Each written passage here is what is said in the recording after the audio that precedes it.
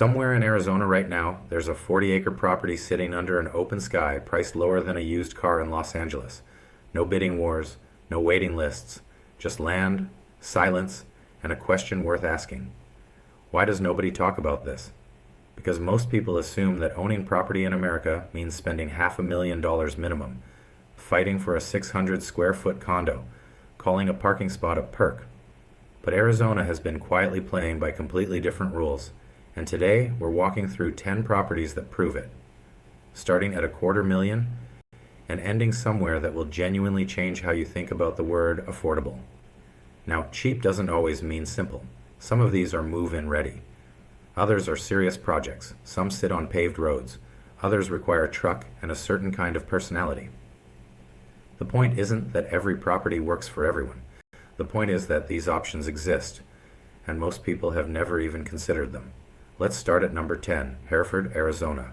$265,000, nearly 5 acres, 3 bedrooms, 2 bathrooms, solar panels, a workshop, and mountain views that most people only ever see on screensavers. The trade-off is distance from larger services, but if you see that as a fair exchange for 5 acres and silence, this is a strong starting point. And the next property nearly quadruples the land, Joseph City, Arizona, $255,000, 19 acres.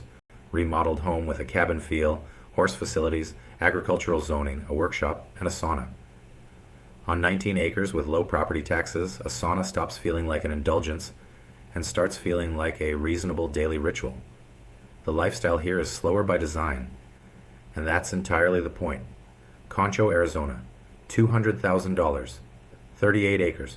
Solar system, generator, water tanks, animal pens, all already in place. This isn't just a house in the country, it's a functional setup for a life that doesn't depend on the grid. Road access is the trade-off. Dirt roads in exchange for real privacy, and somehow the next property gets larger while getting cheaper. Willcox, Arizona, $195,000, 40 acres.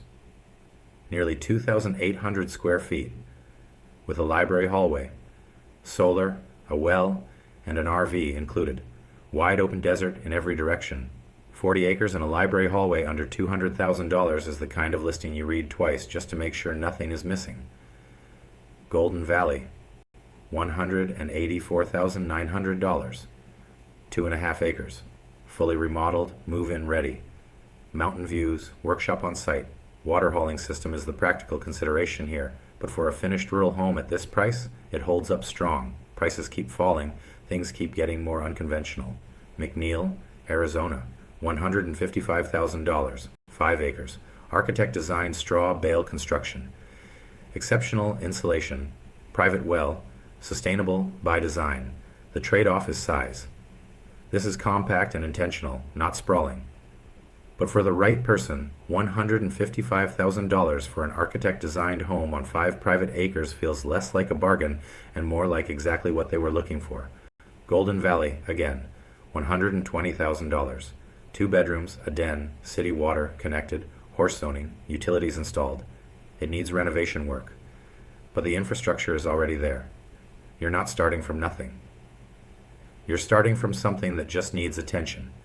And now we cross the threshold that changes the conversation. Cochise, Arizona, $99,000, a newly built casita.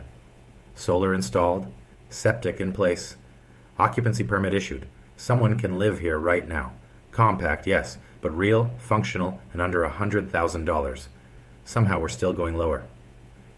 Elfrida, Arizona, $77,900, nearly 9 acres. Bank-owned 2-story home with a private well, outbuildings, porch, and deck.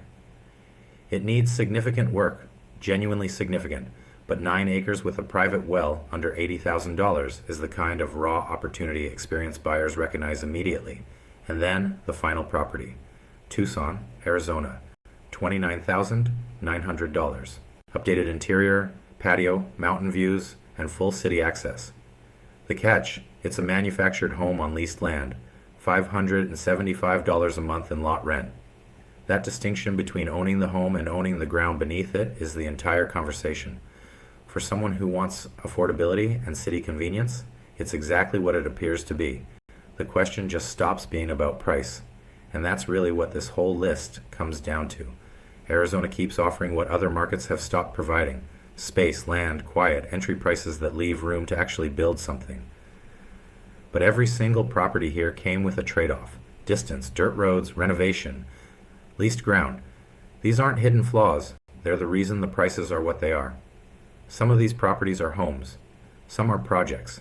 Some are possibilities waiting for the right person. The real question is whether space and freedom are worth the trade-offs that come with reaching for them. Because sometimes the most valuable thing isn't the house itself. It's the life you imagine building around it. Which one would you actually choose? Let me know in the comments below.